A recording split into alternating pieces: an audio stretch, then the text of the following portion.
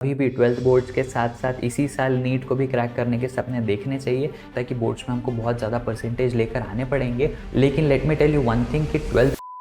So hello everyone, this is Nirvan Pawar और आज मैं बात करने वाला हूँ उन सभी 12th नीट के स्टूडेंट्स के साथ जिनके दिमाग में एक कॉमन सा सवाल इस समय चल रहा है कि सर हमारी 11th में पढ़ाई बहुत ज़्यादा अच्छे तरीके से नहीं हुई थी और 12th में भी जो भी चीज़ें चल रही है उस पर बहुत ज़्यादा कॉन्फिडेंस नहीं आ रहा, तो क्या हमने अभी भी 12th बोर्ड्स के साथ साथ इसी साल नीट को भी क्रैक करने के सपने देखने चाहिए या अभी से हमने ड्रॉप लेने का माइंडसेट बना लेना चाहिए? इस सवाल का जवाब आपको इस वीडियो के एंड तक मिल जाएगा, तो इसलिए वीडियो को एंड तक जरूर देखना है, कोई भी पार्ट स्किप मत करना। And let's get started. सबसे पहली चीज़ आपको समझना पड़ेगा कि आपकी प्रायोरिटी क्या है। यहाँ पर बहुत सारे लोग 12th बोर्ड्स को बहुत बड़ी प्रायोरिटी अपने लिए बना के रखते हैं। उनको लगता है कि बोर्ड्स में हमको बहुत ज़्यादा परसेंटेज लेकर आने पड़ेंगे और जब हमको उसके लिए इतनी सादा पढ़ाई करनी है तो हम नीट में बहुत ज़्यादा फोकस नहीं कर पाएंगे। लेकिन let me tell you one thing कि 12th बोर्ड्स के जो परसेंटेज है वो कहीं भी आपके लिए बहुत ज़्यादा मैटर नहीं करने वाले हैं। आज तक जब से मैंने अपनी एग्जाम दी थी, मुझे आज तक किसी ने 12th बोर्ड्स के परसेंटेज नहीं पूछे हैं। आपको सिर्फ एक डिसेंट लेवल 75% के ऊपर बोर्ड्स में लेके आना है, उस चीज़ पर फोकस करना है, दैट्स इट। परसेंटेज आपको कुछ नहीं देने वाला।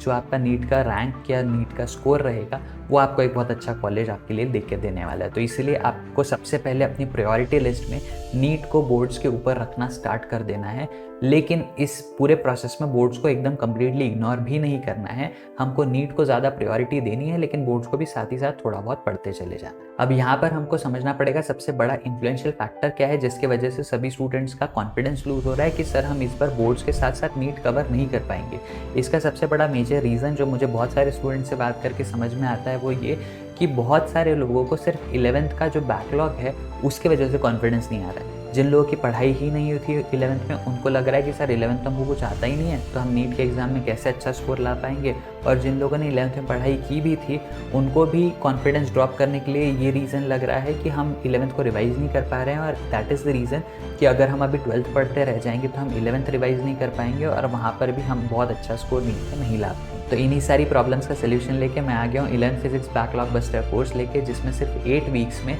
मैं आपका पूरा का पूरा 11th फिजिक्स का सिलेबस कवर करने वाला हूँ। यहाँ पर हम एग्जैक्टली एग्जाम स्पेसिफिक प्रिपरेशन करेंगे, स्पेशली जिन टॉपिक्स में से क्वेश्चंस पूछे जाते हैं उन टॉपिक्स की थ्योरी और कॉन्सेप्ट्स भी कवर करेंगे, but at the same time हम पिछले 3 साल के नीट के सारे क्वेश्चंस भी इस कोर्स में कवर करने वाले हैं। इस कोर्स की और ज़्यादा जानकारी के लिए नीचे आपको डिस्क्रिप्शन में एक लिंक मिल जाएगी कोर्स डिटेल की, वहाँ से आप जाकर कोर्स की और डिटेल्स पता कर सकते हैं। एट द सेम टाइम आपको एक प्री बुकिंग लिंक भी मिल जाएगी जिसमें जाके आप अपने आप को इस कोर्स के लिए प्री बुक कर सकते हैं। इस कोर्स के लिए प्री बुक करने से आपको इस 8 वीक के कोर्स में से जो फर्स्ट वीक है उसका फ्री एक्सेस बड़े आसानी से मिल जाएगा। अब ये बात तो हो गई फिजिक्स की, लेकिन इसके अलावा केमिस्ट्री और बायोलॉजी का बैकलॉग आप कैसे कवर कर सकते हैं? तो इसके लिए बड़ी सिंपल सी चीज़ आपको एक ये करनी है कि आज से डेली बेसिस पर आपको रोज का 1 से 2 घंटा अपने 11th के रिविजन के लिए निकाल लेना है, जहाँ पर आपको 11th की चीज़ें रिवाइज करनी पड़ेगी। डेली बेसिस पे जो भी चीज़ें आप 12th की पढ़ते जा रहे हो उसके साथ ही साथ 11th को रिवाइज करना बहुत ज़्यादा क्रूशियल है, और वो इसीलिए बिकॉज नीट में आपको 11th और 12th दोनों से क्वेश्चन देखने मिल रहे होंगे,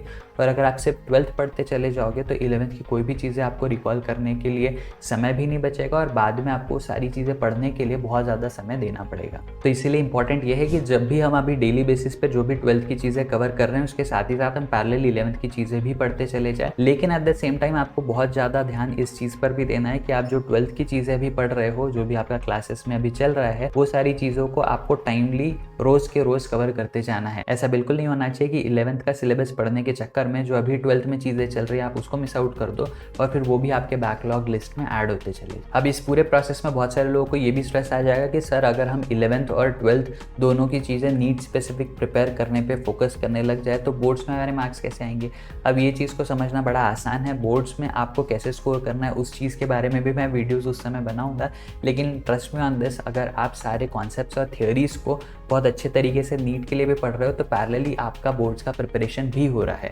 बोर्ड्स की स्पेसिफिक प्रिपरेशन बस आपको ये करनी है कि बोर्ड्स के एग्जाम में आपको आंसर्स कैसे लिखने हैं डिटेल वे में वो समझना पड़ेगा, और वो करने के लिए आखिरी का 2 से 3 महीना जो है वो भी सफिशिएंट होता है। बोर्ड्स के पहले जो आखिरी 2-3 महीने हैं उसमें आप जो भी पिछले साल के पुराने पेपर्स जो है आपके बोर्ड्स के उनको लेके जब आप लिखना स्टार्ट करोगे, उनके सब्जेक्टिव आंसर्स लिखोगे और स्पेसिफिकली उनके आंसर लिखने की प्रैक्टिस कर लोगे, तो आपको बड़े आसानी से बोर्ड्स के माइंडसेट में जाने में बहुत ज़्यादा समय नहीं लगेगा, लेकिन अभी से बोर्ड स्पेसिफिक प्रिपरेशन पे अगर आप फोकस करोगे तो नीट में आपका स्कोर बहुत कम रहने के चांसेस। तो द बॉटम लाइन इज कि अभी भी आपके पास बहुत ज़्यादा इनफ टाइम है एग्जाम तक, जिसमें आप 11th और 12th दोनों का सिलेबस बहुत ही अच्छे तरीके से कवर कर सकते हो और 12th बोर्ड्स के साथ इसी साल आप नीट को भी क्रैक कर सकते हो। तो इसीलिए ड्रॉप लेने का ऑप्शन अभी से अपने दिमाग में मत रखना, इस चीज़ को कंप्लीटली अपने दिमाग से निकाल ही देना और पूरी कोशिश करो, लग जाओ इस जद्दोजहद में कि इसी साल हमको बोर्ड्स के साथ नीट को भी क्रैक करना है। अगर आपको भी इस वीडियो से हेल्प हुई है तो इस वीडियो को लाइक कर देना, अपने फ्रेंड्स के साथ शेयर करना, चैनल को सब्सक्राइब कर देना and I will see you again in the next video. Till then be happy, be safe, take care, bye bye.